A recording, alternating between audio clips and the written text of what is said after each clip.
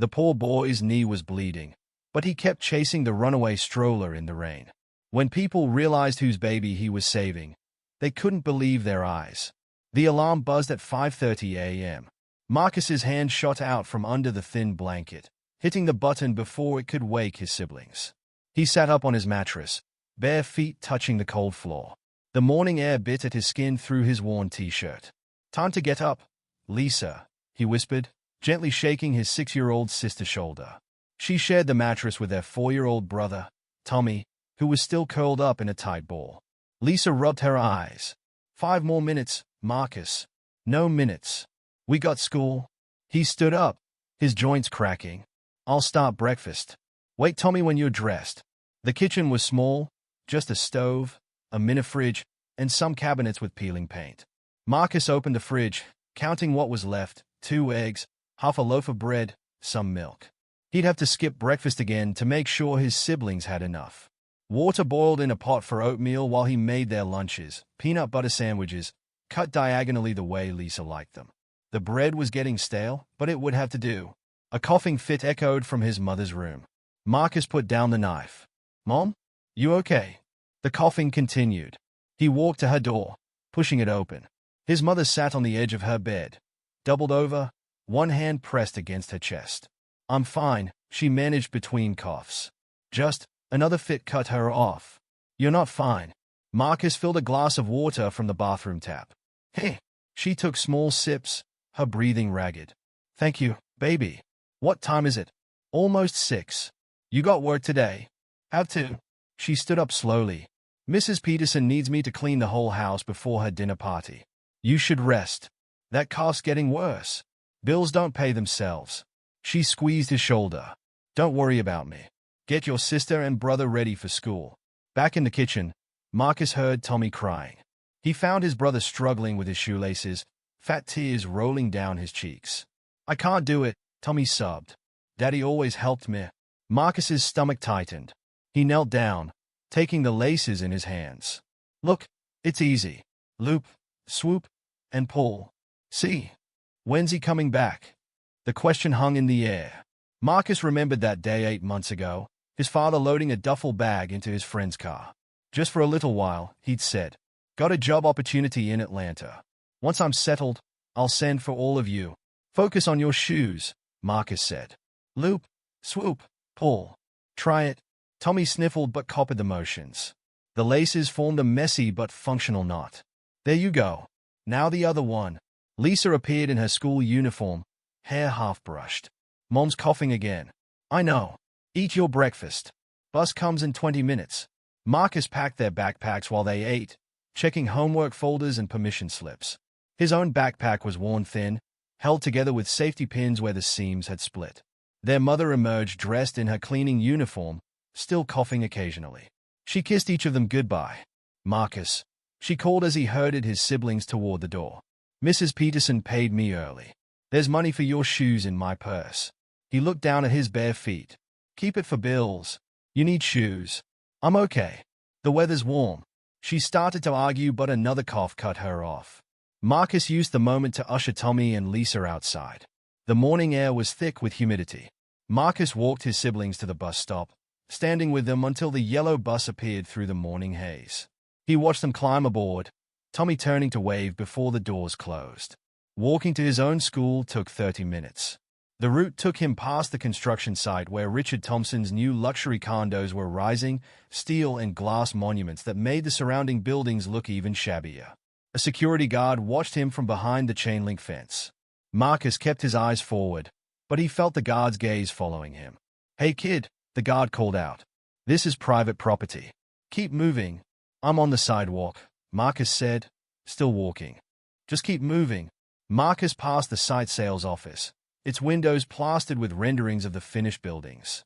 "Luxury living starting at $1.2 million, the signs proclaimed. His whole neighborhood could probably fit in one floor. Back home, he'd overheard his mother on the phone with the landlord. "Please, just give me another week. I'll have the rent, I promise." He'd done the math. His mother made $12 an hour cleaning houses. 8 hours a day, 5 days a week. Minus taxes, minus food, minus utilities. The numbers never added up. Maybe he could find work after school. The grocery store sometimes hired stock bars. Or he could help Mr. Chen at the corner store. Anything to add a few dollars to the household. The school building came into view, red brick and peeling paint. Thunder rumbled overhead. The air felt heavy, promising rain. Marcus climbed the steps, his bare feet silent on the concrete. In his head, he kept running the numbers, adding and subtracting, trying to make them come out different. The first drops of rain fell as he reached for the door. At 10 years old, Marcus already knew some math problems didn't have solutions. You just had to keep trying anyway. He pulled open the door as the sky opened up, rain drumming against the roof like unpaid bills piling up, like his mother's cough in the morning darkness, like all the things a 10-year-old boy couldn't fix no matter how hard he tried. The rain fell harder as Marcus sat in his first period math class. Water dripped from a leak in the ceiling, forming a puddle near his desk. His teacher, Mrs. Rodriguez, had placed a bucket underneath, but the steady plunk of droplets made it hard to focus on fractions. "Marcus!" Mrs. Rodriguez called. The answer to problem 6. He looked at his worksheet, the numbers swimming before his eyes. 3/4. That's correct. She gave him a small smile. Though I'd appreciate it if you showed your work next time. The morning dragged on. By lunchtime, the rain had turned into a steady downpour. Marcus sat alone in the cafeteria, watching other kids pull sandwiches and snacks from their lunchboxes. His own stomach growled, but he ignored it. "Hey," said a voice. Kevin, from his math class, stood there with his lunch tray. "Can I sit?" Marcus shrugged. Kevin sat down, pushing half his French fries toward Marcus. "I'm not hungry," Marcus said. "Yeah, you are. Just eat them." Marcus hesitated, then took a fry. His mother's voice echoed in his head. "We might not have much, but we have our dignity. Never beg, never steal, and never let anyone make you feel less than you are." "Thanks," he mumbled. "No problem." Kevin bit into his burger. "You coming to practice today?"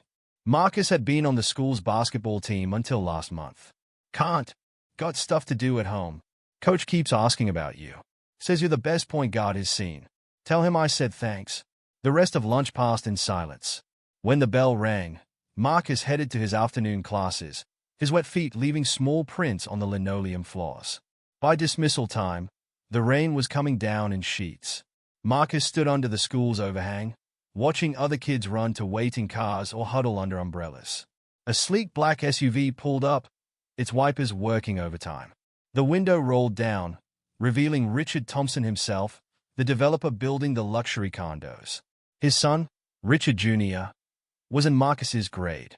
"Come on, Rich," Thompson called. "Your mother's waiting."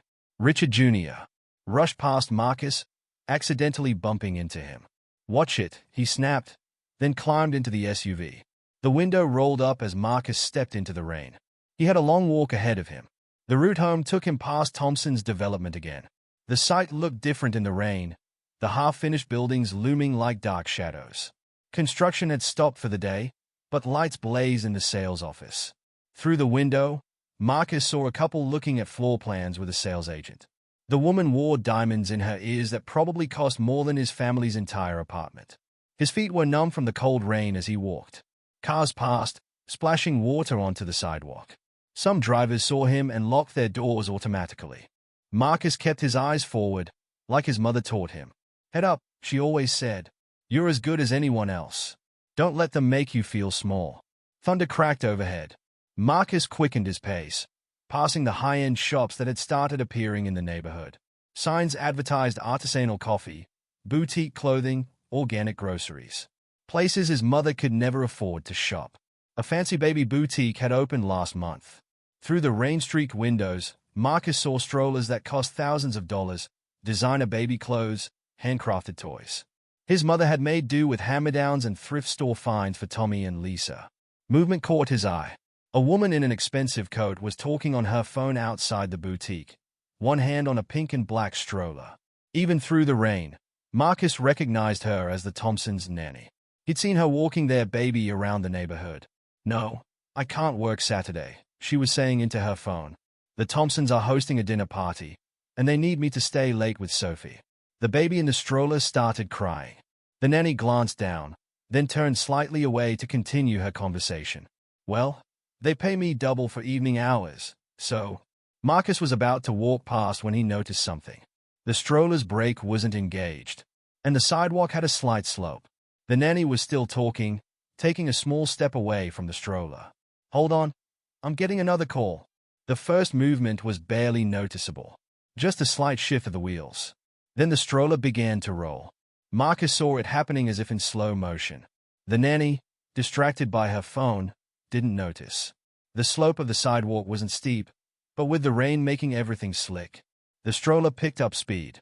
Marcus stood frozen, his heart pounding. The nanny was still on her phone. Other pedestrians hurried past with their umbrellas, heads down against the rain, no one noticing the stroller's movement. It was rolling faster now, heading toward the intersection. Marcus's bare feet gripped the wet sidewalk. He could keep walking. It wasn't his problem. He had his own family to worry about. But the baby was still crying. The stroller reached the corner. Marcus ran. His feet slapped against the wet pavement as he sprinted after the stroller. Rain stung his eyes, making it hard to see. Behind him, he finally heard the nanny scream as she realized what was happening. The intersection ahead was busy even in the rain. Cars sped past, sending up sheets of water. The stroller was headed straight for it. Marcus pushed himself harder, his lungs burning.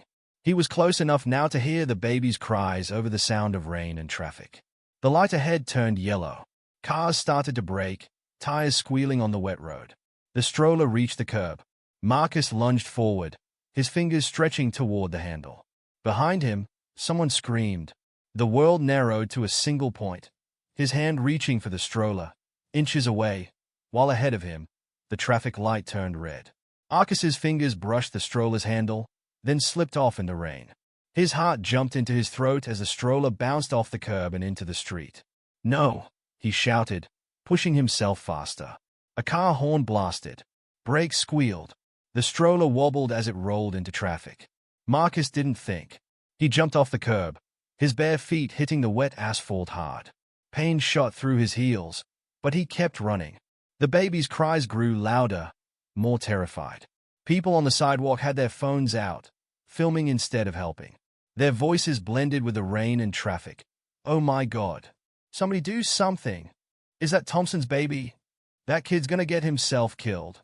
A red sedan swerved to avoid the stroller, nearly hitting Marcus. The driver leaned on his horn. Marcus barely heard it. His whole world had narrowed to the pink and black stroller rolling through traffic. He was closer now, almost within reach again. His lungs burned. His feet were numb from the cold and pain. None of it mattered. The stroller hit a pothole and veered left, toward oncoming traffic. Marcus changed direction, his feet sliding on the wet road. He lost his balance, fell hard. The asphalt tore into his knee. "Kid, get out of the street," someone yelled. Marcus pushed himself up, blood mixed with rain on his knee. The stroller was still rolling, picking up speed on a downward slope. Behind him, he heard the nanny's voice. "Please, someone help."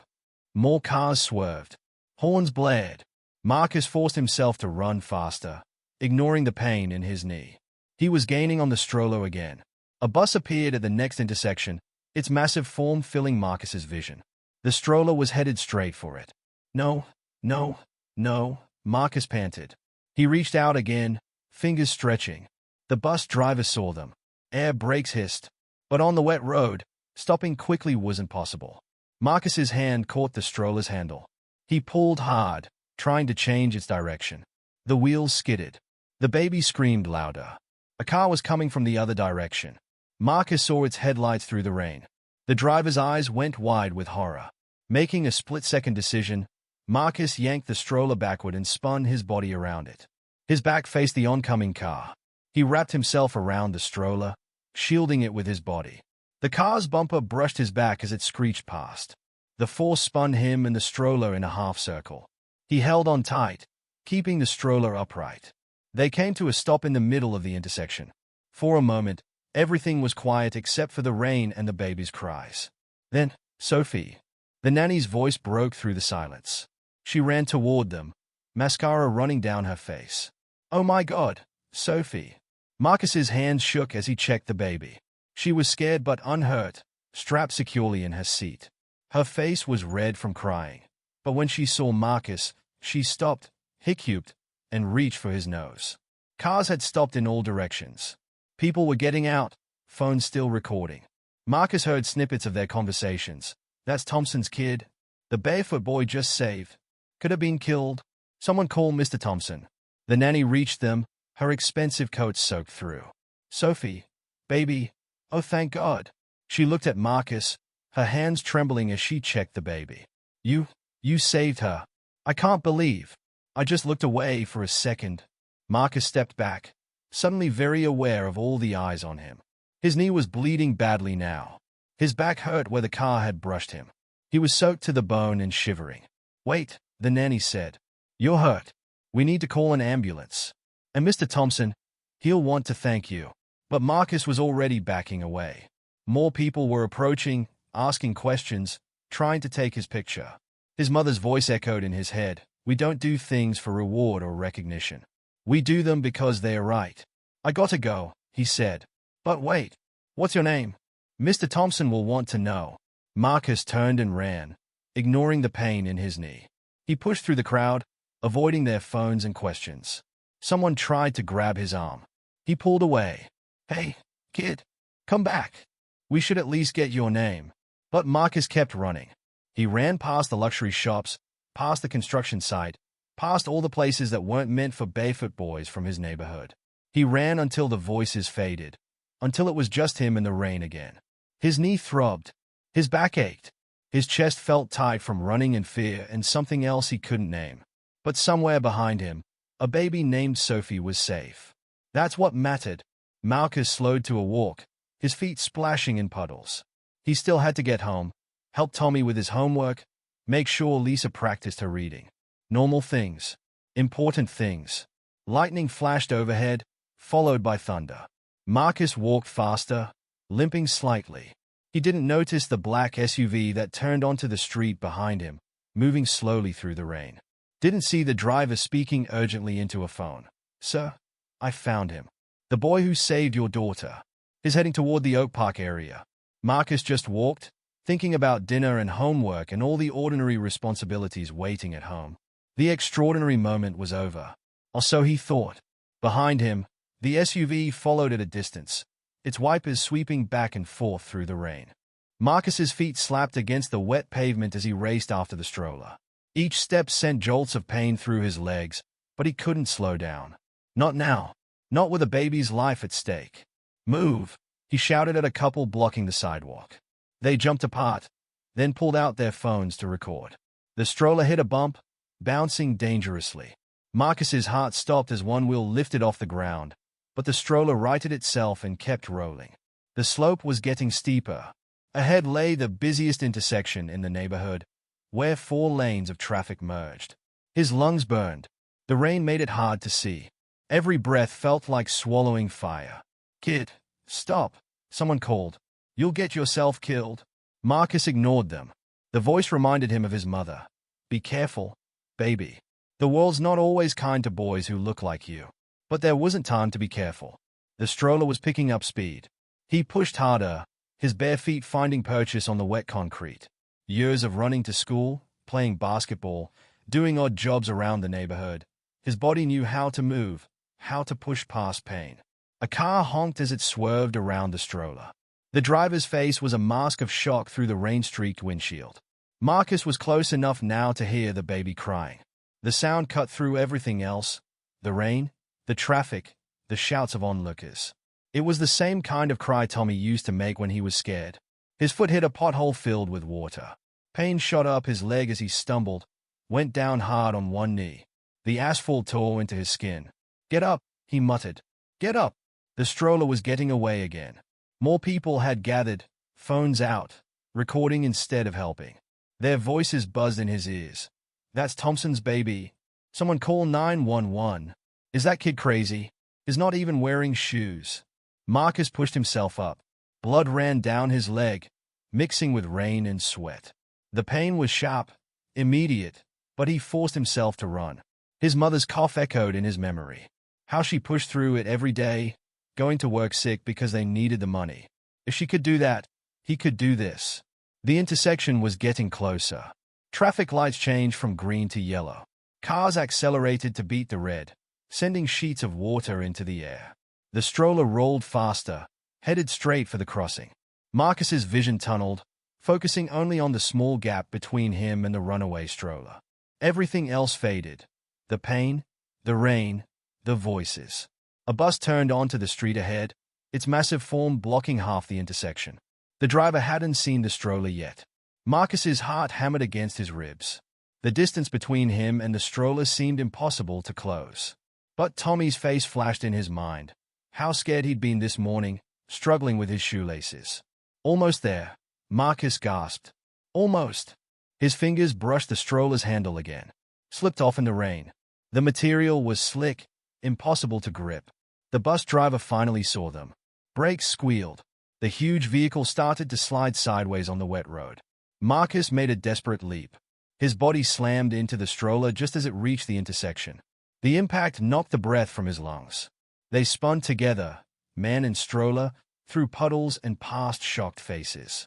Marcus wrapped himself around the stroller, trying to slow it down, trying to protect the baby inside. A car horn blared. Headlights cut through the rain. Marcus saw the driver's face, mouth open in a silent scream. Time slowed down. Marcus thought about his family. About Tommy and Lisa waiting for him to help with homework. About his mother, working through her cough. About his father, who'd promised to come back but never did. He made his choice.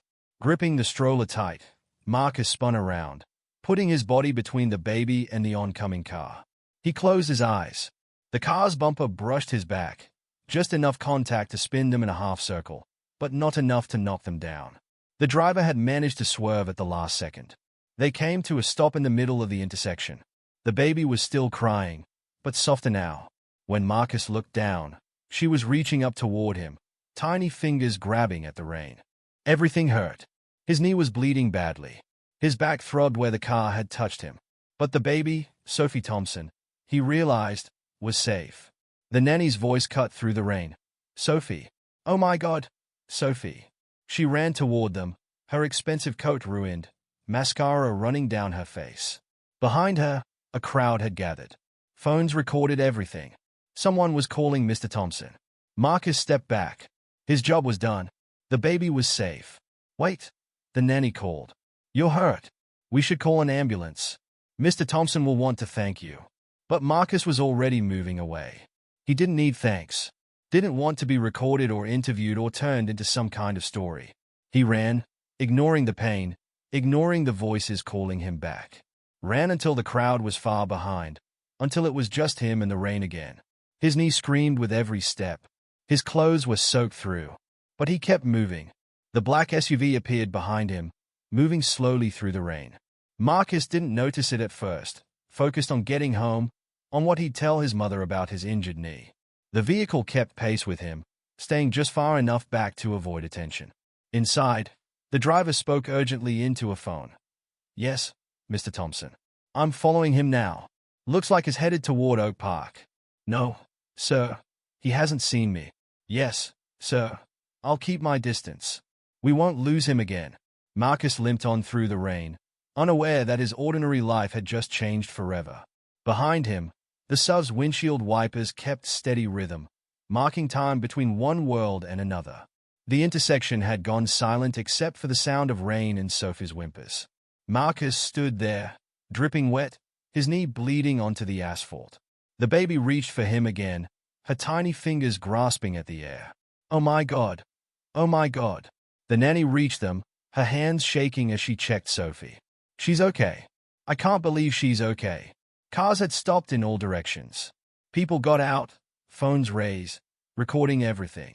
Their voices carried through the rain. Did you get that? That kid just saved Richard Thompson's daughter. He could have been killed. Where are his shoes? Marcus stepped back, suddenly aware of all the attention. His back throbbed where the car had brushed him. The knee looked bad, deep scratches filled with bits of gravel. Wait, the nanny grabbed his arm. You're hurt. We need to get you to a hospital. I'm fine. Marcus pulled away. But Mr. Thompson will want to. I said I'm fine. A crowd was gathering. More phones. More voices. Someone tried to take his picture, the flash bright in the rain. At least tell me your name, the nanny pleaded. Please. They'll want to know who saved her. Marcus looked at Sophie one last time. She had stopped crying, her eyes fixed on him. Something in his chest tightened. Take better care of her, he said, then turned and ran. His knee screamed with every step. People called after him. Hey kid, come back. You're bleeding. We just want to talk. Marcus ran faster, pushing through the pain. Past the luxury shops, past the construction site, past all the places that marked the boundary between his world and theirs. The black SUV turned onto the street behind him. Marcus didn't notice it at first, too focused on getting away. But as he turned down a side street, he saw it in his peripheral vision, moving slowly through the rain. His heart rate picked up again. Was someone following him? He cut through an alley he knew, emerging onto another street. The SUV appeared at the far end. Just coincidence, he muttered. But he picked up his pace. His knee was bleeding badly now. Each step left a small red footprint that the rain quickly washed away. The pain had gone from sharp to a deep, steady throb. Thunder cracked overhead. The rain came down harder, stinging his face.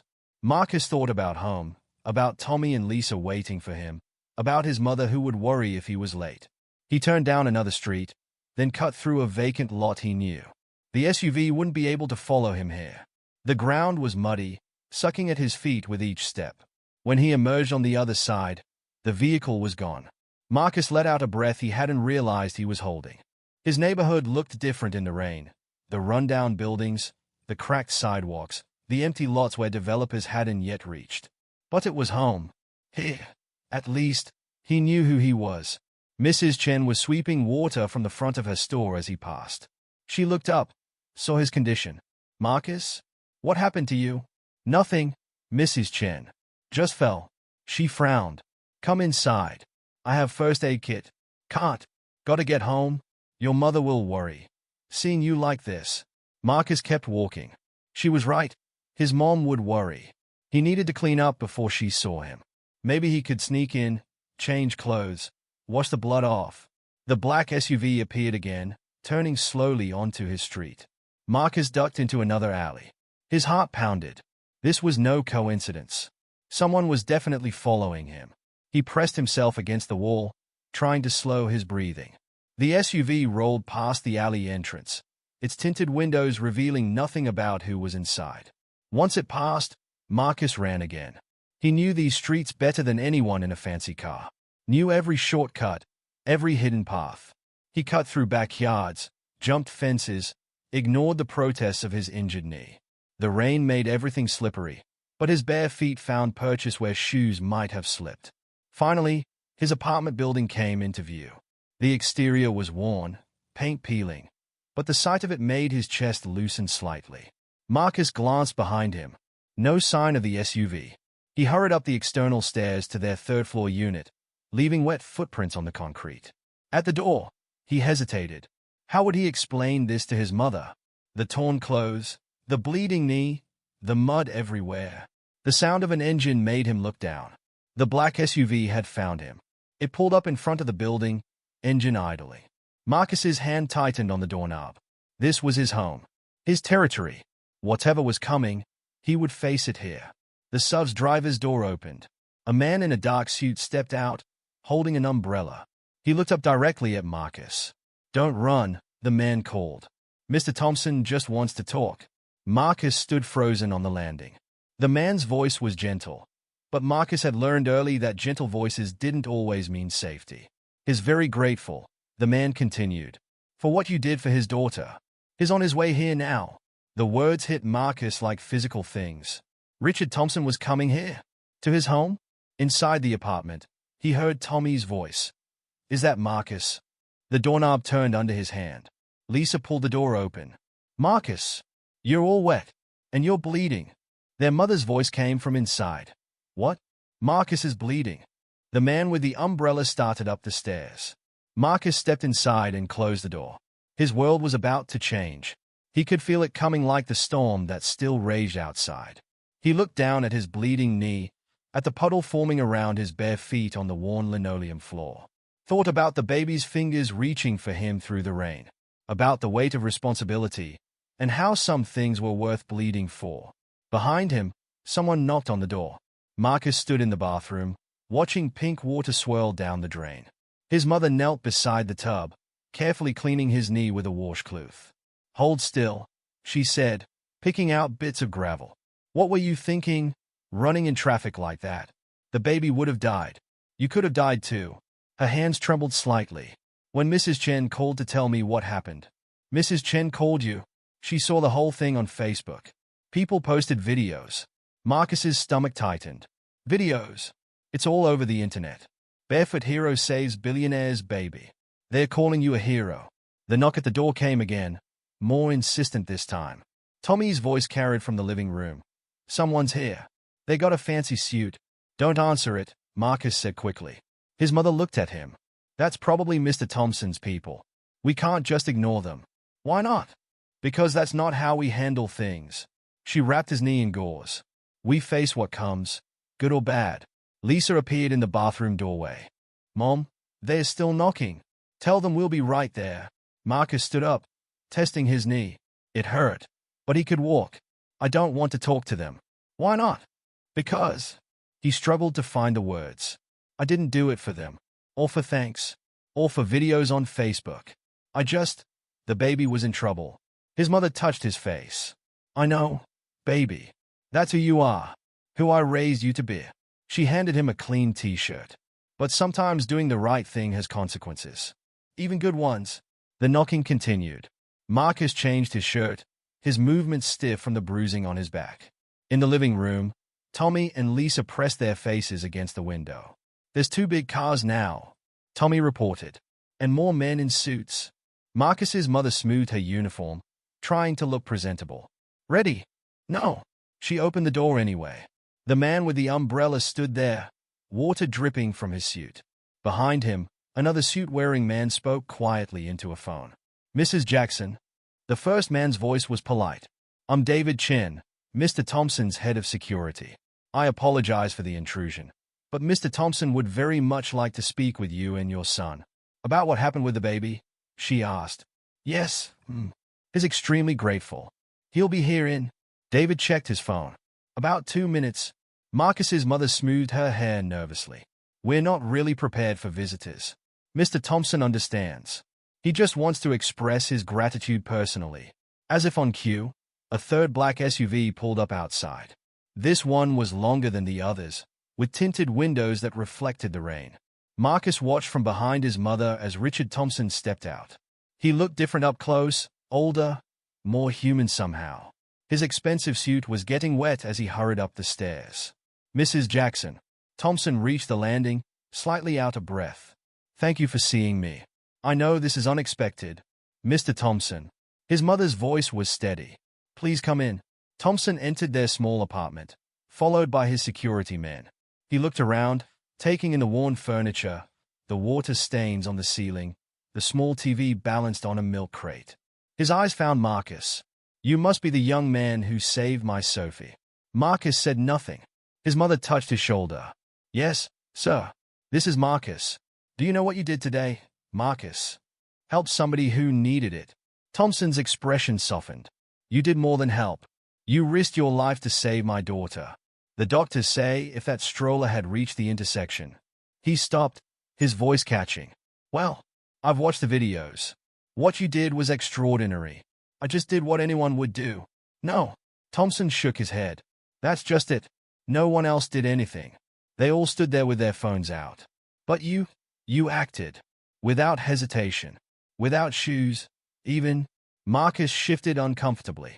He was aware of Tommy and Lisa watching wide-eyed from their bedroom doorway, of his mother's hand still on his shoulder. "The nanny's been fired, of course," Thompson continued. "But that's not why I'm here. I want to help you, Marcus. Your family. We don't need—" Marcus started, but his mother squeezed his shoulder. "What kind of help?" she asked. Thompson looked around the apartment again. "I understand you're ill, Mrs. Jackson. Having trouble working. I manage.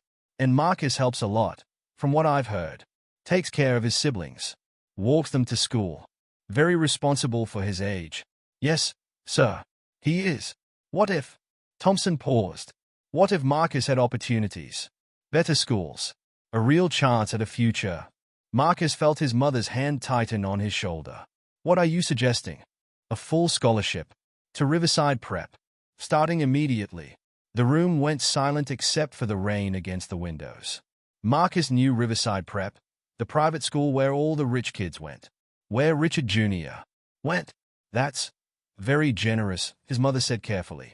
It's the least I can do. My daughter's alive because of your son. Thompson turned to Marcus. What do you think? Marcus looked at his bare feet on the worn carpet. Thought about the videos people had taken, the way everyone had stood and watched instead of helping. Can I still live at home? Thompson smiled. Of course. We'll arrange transportation, and I can still help with Tommy and Lisa. You can do whatever you need to do. This isn't about changing who you are, Marcus. It's about giving you chances you deserve. Marcus looked at his mother. Her eyes were bright with tears, but she nodded slightly. Okay, he said. Thank you. No. Thompson held out his hand. Thank you, Marcus, for my daughter's life. Marcus shook the offered hand. It felt strange. This man in his expensive suit, standing in their small apartment, offering to change everything. But when Marcus looked at his mother's face, saw the hope there mixed with pride, he knew he'd made the right choice. Tommy and Lisa burst out of their room, unable to contain themselves any longer. Is Marcus going to rich kid school? Tommy asked. Tommy, their mother scolded, but Thompson laughed. Yes, he is. And if he works hard, maybe you can too someday. Outside, the rain was finally stopping. Sunlight broke through the clouds, casting long shadows through the windows. Marcus's knee still hurt. His back was still bruised. But standing there in his small living room, surrounded by his family, facing a future he'd never imagined possible, he felt something else too. Hope, maybe, or possibility, or just the simple satisfaction of knowing that sometimes doing the right thing led to right things happening back. The baby's face flashed in his memory, her tiny fingers reaching for him through the rain. He had a needed recognition or reward then. But maybe, just maybe, it was okay to accept them now. The next morning started like any other. Marcus woke at 5:30, his knees stiff and sore. He limped to the kitchen to make breakfast for Tommy and Lisa. But something was different. Neighbors knocked on their door, one after another. Is it true? Mrs. Rodriguez from apartment 3B asked. Richard Thompson himself was here. We saw the cars, Mr. Patel from downstairs said. All those men in suits. Marcus's mother handled them politely but firmly. Yes, he visited. No, we can't talk about it right now. The children need to get ready for school. Marcus poured cereal for his siblings, trying to ignore the constant knocking. His phone, an old model passed down from his mother, kept buzzing with messages from classmates who'd seen the videos. Are you going to be rich now? Tommy asked through a mouthful of cereal. No, just going to a different school. But it's a rich kid's school, right? Eat your breakfast. Lisa looked up from her bowl. Will you still walk us to the bus? Course I will. More knocking at the door. This time when their mother opened it, a woman in a business suit stood there with a clipboard. Mrs. Jackson? I'm Patricia Walsh from Riverside Prep. Mr. Thompson asked me to handle Marcus's enrollment personally. Marcus's mother let her in. Patricia's heels clicked on the linoleum floor as she entered the kitchen. Good morning, Marcus. She smiled professionally. I know this is sudden, but we'd like to get you started as soon as possible. Today, ideally. Marcus almost choked on his water. Today. We've already processed your enrollment. Mr. Thompson expedited everything. She placed a large shopping bag on the table. Here's your uniform. We'll need to order more, of course, but this will do for now.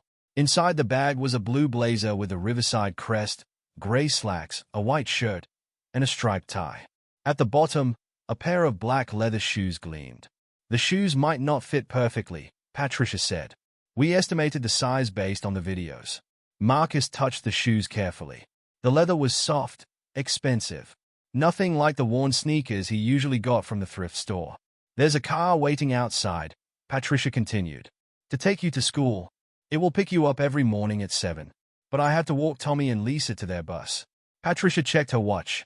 We can wait 30 minutes. But after today, you'll need to adjust your schedule. Classes start promptly at 8. Marcus looked at his mother. She nodded slightly. Go change, baby. I'll walk them to the bus today. The uniform felt stiff and strange. Marcus struggled with the tie until his mother came to help. Your father taught me how, she said quietly, her fingers moving quickly. The night before our wedding. When Marcus emerged from the bathroom, Tommy and Lisa stared. You look weird, Tommy said. You look handsome, their mother corrected. Patricia checked her watch again. We should go. The headmaster wants to meet with you before classes start. Outside, a Blacktown car waited. Not one of Thompson's SUVs, but still nicer than any car that usually stopped in their neighborhood. Neighbors watched from windows as Marcus limped toward it. Wait! His mother called. She hurried down the stairs, carrying a brown paper bag. Your lunch? Oh, Patricia said. Students usually buy lunch in the cafeteria. Mr. Thompson has arranged an account for you. Take it anyway, his mother insisted, pressing the bag into his hands. Just in case. The car's interior smelled like leather. Marcus sat stiffly, holding his lunch bag, while Patricia made calls on her phone. They drove past his old school just as students were arriving. Kevin was there, heading toward the basketball court. He stopped and stared as the car passed. Riverside Prep was only 15 minutes away, but it felt like entering another world. The campus spread across several acres, with buildings that looked like something from a college brochure. Students in identical uniforms crossed manicured lawns. The headmaster's waiting, Patricia said as they parked. Now, a few things to remember. But Marcus had stopped listening. Richard Jr. was walking past with a group of friends. He saw Marcus and froze. What's he doing here? Richard Jr. demanded. Richard, Patricia's voice was sharp. I'm sure your father mentioned, whatever. Richard Jr. turned away. Just keep him out of my way. Marcus's face burned. The uniform suddenly felt like a costume, the shoes too shiny, too new. The headmaster's office was bigger than Marcus's entire living room. Dr. Harrison stood to greet them, hand extended. Marcus, welcome to Riverside. Mr. Thompson spoke very highly of you. Marcus shook his hand. Thank you, sir. Now, we understand this is a significant adjustment. Your previous school's curriculum was. Dr. Harrison glanced at some papers. Less rigorous than ours. You'll need to work hard to catch up. Yes, sir. We've arranged a tutor. 3 days a week after school. Marcus thought about Tommy's homework, Lisa's reading practice. I have to be home by. All arranged, Patricia cut in. The car will take you home after tutoring. Mr. Thompson was very clear that your family responsibilities should be accommodated. Dr. Harrison handed over a schedule, a map, an iPad in a protective case. All your textbooks are loaded here. The technology fee has been waived, of course. Marcus stared at the iPad. At his old school, they shared 5 ancient computers among 30 students. A bell rang. Students began filing into classrooms. Your first class is Advanced English with Mrs. Chen, Patricia said. I'll show you.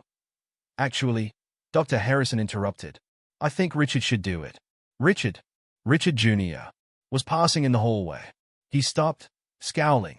Show Marcus to Mrs. Chen's class. But, now, Richard. The walk to class was silent. Other students stared as they passed. Marcus heard whispers. That's him. The one from the video. Save Thompson's baby. Richard Jr. stopped outside a classroom. Hey, don't sit near me. Inside, 20 students looked up from new MacBooks. Marcus found an empty desk near the back. His knee throbbed as he sat down. Mrs. Chen, no relation to Mr. Thompson's security chief, smiled warmly. Class, we have a new student. Marcus Jackson. Marcus, we're discussing To Kill a Mockingbird. Have you read it? No. More whispers. Someone snickered. That's fine. Open your iPad. The text is loaded under Required Reading. Marcus touched the screen carefully. The device came to life, displaying a page of text. He thought about his mother's phone, held together with tape, slow to load even simple websites. In his pocket, the brown paper lunch bag crinkled. A reminder of home, of who he was, of the world he'd lived in just yesterday. The whispers continued. The shoes pinched his feet. The tie felt too tight. But when Marcus looked down at his new iPad, at words he didn't know about a world he'd never seen, he remembered why he was here. Remembered a baby's fingers reaching through rain. Remembered doing the right thing without thought of reward. He might not belong here yet, might never belong. But he'd earned his place, not by being rich or knowing the right people, but by acting when others stood still. Marcus opened the book and began to read.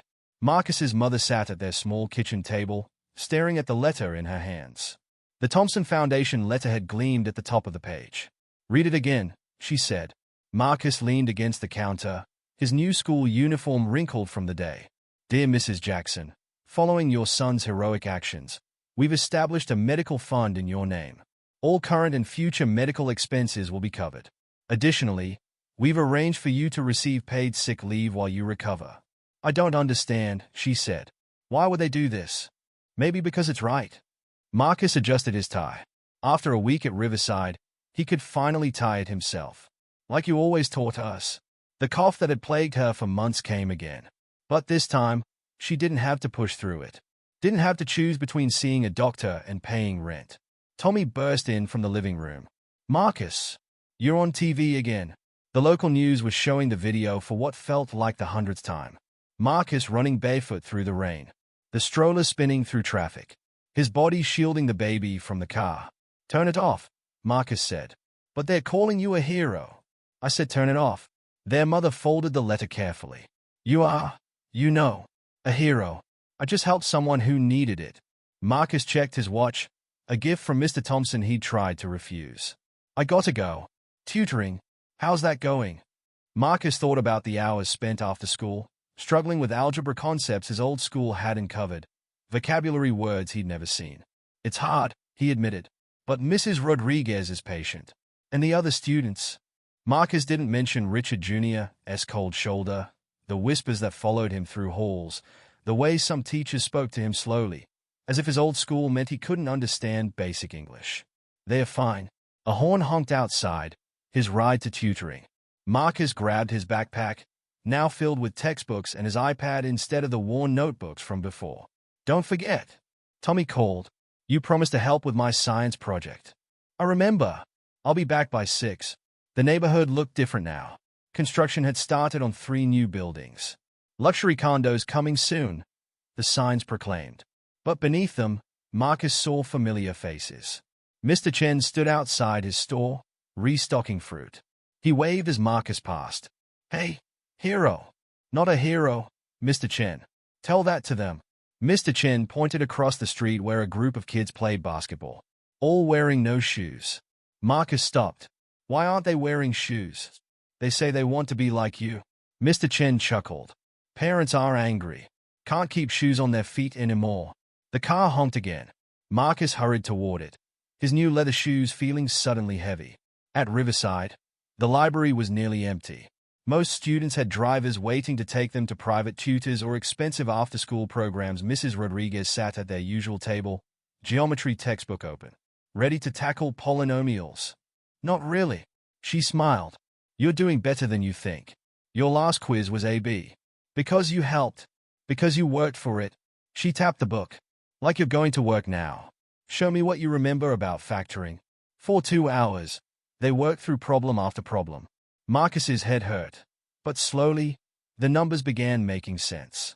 "Time's up," Mrs. Rodriguez said finally. "But Marcus, I'm proud of you. For math. For everything. You're handling a lot of change with grace." The ride home took longer than usual. Traffic was backed up near the construction sites.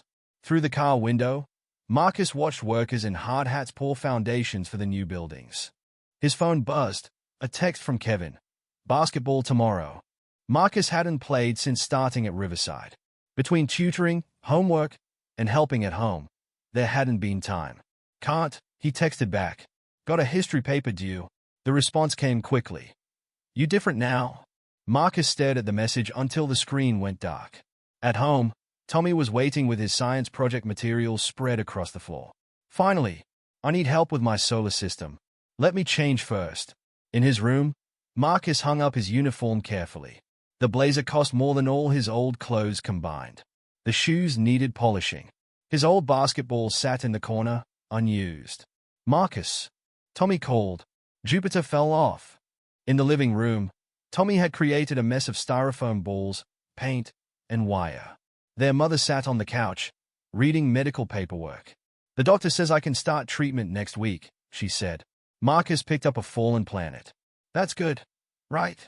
It's expensive. The letter said they'd cover it. I know, but... She twisted the paperwork in her hands. It feels strange. Accepting so much. Like the school feels strange. Marcus started helping Tommy attach planets to wire hangers. Like the car feels strange? Yes, but you told me to accept it. To work hard and prove I deserve it. She smiled, using my own words against me. Learning from the best. Tommy held up his partially completed solar system. Is this right? Marcus examined it. Neptune goes after Uranus. And Saturn needs rings. I can't make rings. Sure you can. Here. They worked together until Tommy's project looked almost like the picture in his textbook. Their mother watched, her breathing easier than it had been in months. A knock at the door made them all look up. Marcus tensed. Lately, every knock seemed to bring reporters or neighbors wanting to hear the story again. But it was Lisa, home from her friend's house. She carried a newspaper. Look. She spread it on the coffee table. They wrote about us. The article was about neighborhood changes. There was a photo of their building, of Mr. Chen's store, of kids playing basketball barefoot. The hero effect, Lisa read. How one boy's actions are changing a community. Marcus stood up. I need to start my homework. But don't you want to read it? No. In his room, Marcus opened his history textbook. Words blurred on the page. Outside, he could hear kids playing basketball in the street, their bare feet slapping against pavement. His phone buzzed again. Kevin, we miss you on the court. Marcus started to reply, then stopped. What could he say? That he was different now? That he had to be, to survive in his new world? The sounds of the game drifted up. Laughter. Trash talk. The hollow bounce of the ball. Marcus looked at his uniform hanging neatly on the door. At his shiny shoes. At the iPad charging on his desk. He'd save a baby because it was right. Everything after, the school, the medical fund, the changes in the neighborhood, those weren't his doing. Were they? Tommy's voice carried from the living room. Can I take my shoes off like Marcus did? No, their mother answered. Put them back on. Marcus opened his history book again. He had reading to do, equations to solve, words to learn. A different kind of heroism, maybe. The quiet kind that happened one page at a time. Outside, the game went on without him. 1 month after the rescue, Marcus stood in front of his bathroom mirror, adjusting his tie. His fingers moved automatically now. Loop, swoop, pull, just like he'd taught Tommy with shoelaces. Marcus, Lisa called through the door. The car's here. Today was different. Instead of school, the car would take them to the Thompson house. Some kind of ceremony, according to the invitation. His mother appeared in the doorway, wearing a new dress. The treatment had put color back in her cheeks. Her cough was almost gone. Ready? She asked. Do we have to go? Mr. Thompson invited the whole family. Even got Tommy a new suit. As if on cue, Tommy ran past in his miniature blazer, making whooshing sounds like a superhero. The same driver who took Marcus to school waited outside. Neighbors watched from their windows as the family climbed into the car. Look, Lisa pointed as they drove. The basketball court's new. Where there had been cracked concrete, fresh pavement gleamed. New hoops with chain nets had replaced the bent rims kids played in actual shoes now. The Thompson Foundation had donated sports equipment to the neighborhood. They passed Mr. Chen's store, its facade freshly painted. The luxury condos signs remained, but now they shared space with local business-protected notices. Everything's different, Marcus said. His mother squeezed his hand. Change isn't always bad. The Thompson house stood on 5 acres of manicured grounds. Fountains flanked the circular driveway. Marcus had seen bigger houses at Riverside, but this one still made him feel small. Richard Jr. waited at the entrance with his parents. He nodded stiffly at Marcus, the closest thing to friendship they'd managed in the past month. Welcome. Mrs. Thompson stepped forward, holding baby Sophie. We're so glad you could come. Sophie looked different now. Bigger. Her eyes fixed on Marcus, and she reached out, grabbing for him like she had that day in the rain. She remembers you, Mrs. Thompson said. Marcus stepped back. Can't really forget someone who saved your life, I guess. Speaking of which, Mr. Thompson gestured toward the back garden. That's what today is about. They followed him through the house. Marcus noticed Tommy touching everything, marble counters, crystal vases, gold-framed paintings. This is bigger than our whole building, Tommy whispered too loudly. The back garden was filled with people. News cameras, local politicians, even Marcus's old principal from his previous school. What is all this? Marcus's mother asked. A celebration, Mr. Thompson said. And an announcement. He led them to seats in the front row. A podium stood on a small stage, microphones gleaming. Marcus recognized faces in the crowd. Kevin and some guys from the basketball team. Mrs. Chen, the construction foreman from the new buildings. His tutors from Riverside. Mr. Thompson approached the podium. Camera flashes went off. 1 month ago, he began. My daughter Sophie was saved by a young man who had every reason to walk away. Who had faced discrimination, hardship, and inequality. Who had no shoes on his feet but more courage in his heart than all the adults who stood watching. Marcus sank lower in his chair. That day showed me something. Not just about Marcus Jackson's character, but about our community. About the artificial lines we draw between neighborhoods, between people. More cameras flashed. Marcus saw Richard Jr. roll his eyes. Today, I'm announcing the creation of the Sophie Jackson Foundation, named for my daughter and the young man who saved her. This foundation will provide educational opportunities for children in underserved neighborhoods. Will help small businesses survive neighborhood transformation.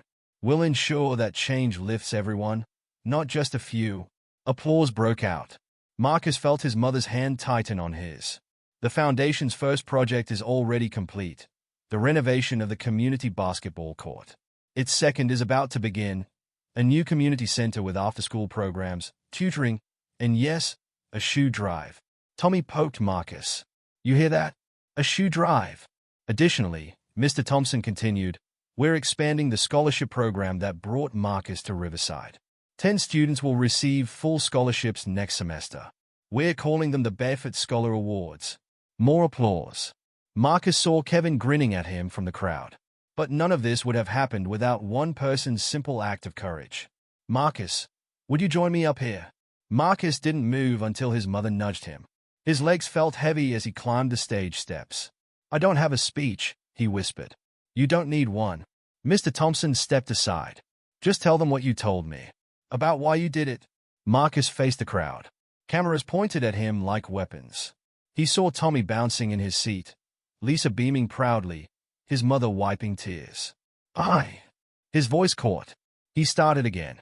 I didn't do anything special. There was a baby in trouble. Anyone would have helped, but they didn't, Mr. Thompson said. Only you. Because. Marcus thought about that moment. The rain. The fear. The split-second decision. Because my mom always taught us that doing the right thing isn't special. It's just what you're supposed to do. In the crowd, his mother's tears flowed freely now. She taught us that we might not have much, but we have our dignity. That being poor doesn't make you less. That helping others isn't about reward. It's about being human. Marcus looked at Sophie, still reaching for him from her mother's arms. I didn't think about any of that when I ran after the stroller. I just ran. Because that's what you do when someone needs help. You run toward them, not away. Even if you're barefoot. Even if you're scared. Even if people might not do the same for you. The silence held for a moment. Then applause erupted, louder than before. Later, at the reception, Kevin approached Marcus. So, basketball tomorrow. Marcus hesitated. I have tutoring. After. Come on, man. New court needs breaking in. I'll be there. Tommy tugged Marcus's sleeve. Can I play too? Sure. Marcus grinned. But you have to wear shoes. Sophie's cry cut through the crowd. The baby was fussing in her mother's arms, still reaching toward Marcus. This time, he stepped forward. Let her grab his finger. Hey there, he said softly. Remember me? Sophie smiled. And suddenly Marcus was back in that moment. Rain pouring, heart pounding, everything focused on reaching her in time. He'd run barefoot through the rain to save her. Not for scholarships or foundations or ceremonies. Just because it was right. The rest, the changes in his life, his neighborhood, his future, those were just ripples spreading from that one simple choice. His mother appeared beside him. Ready to go home? Marcus looked around. At Tommy in his new suit. At Lisa chatting with Richard Jr.'s sisters. At Kevin and his old teammates. At Mr. Thompson discussing plans with the community center architect. Two worlds merging.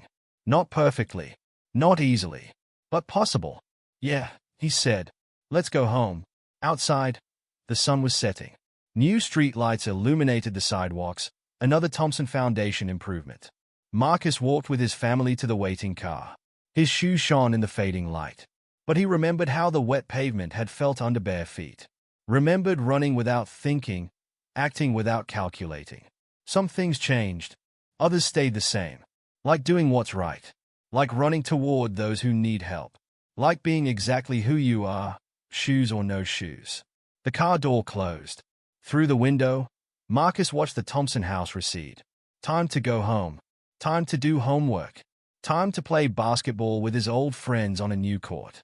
Time to keep moving forward, one step at a time. Just like that day in the rain.